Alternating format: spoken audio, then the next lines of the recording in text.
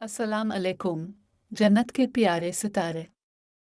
इस जज्बाती और मुक़द्दस एपिसोड में हम हज़रत मोहम्मद सल्लल्लाहु अलैहि वसल्लम के आखिरी अयाम को दरियाफ्त करते हैं, जो हिकमत, अक्कासी और आखिरत की ज़िंदगी के लिए तैयारी से भरे हुए हैं। अलविदाई हज के बाद बारीक निशानियाँ ज़ाहिर होने लगीं। सूरा नस्र के नुज़ूल ने रसूल अल्लाह सल्लल्लाहु अलैहि वसल्लम को इशारा दिया कि आपका मिशन मुकम्मल हो गया है। इसने ज़्यादा वक्त निजी इबादत और अक्कासी में गुजारना शुरू किया। हिजरी के बाद 11वीं साल रसूल अल्लाह सल्लल्लाहु अलैहि वसल्लम बीमार हो गए। इसका बुखार तेज़ था और कमज़ोरी इस पर गालिब आ गई। उसने आयशा रज़ी अल्लाह अन्हा के घर मुंतकिल होने को कहा, जहाँ वो अपने बाकी दिन गुजारेंगे। कमज़ोरी के बावजूद वो नमाज की इमामत के लिए मस्जिद में आए। अपनी आखिरी अवामी नुमाइश में उसने कहा, अगर मैंने कभी किसी को नुकसान पहुंचाया है तो मैं हाजिर हूँ वो मुझसे उनका हक छीन लें।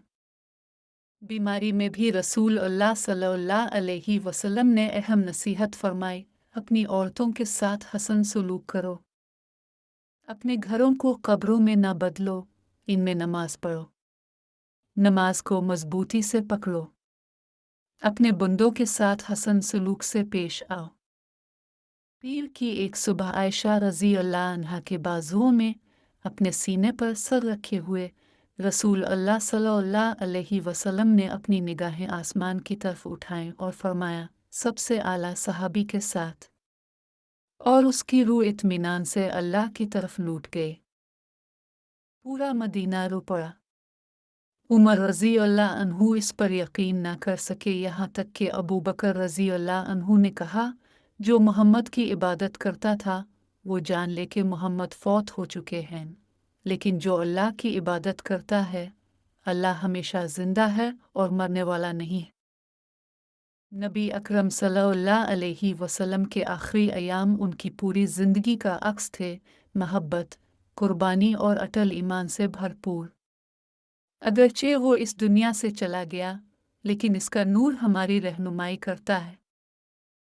किस्त 14 में हम उसकी बेमिसाल मीरास पर गौर करेंगे। उसने दुनिया पर किया असर छोड़ा और हम उसके नक्श कदम पर कैसे चलते रह सकते हैं। 5 स्टार दीन को सब्सक्राइब करें और तारीख़ के सबसे प्यारे इंसान हमारे नबी मोहम्मद सल्लल्लाहु अलैहि वसल्लम की कहानी को फॉलो करते रहें।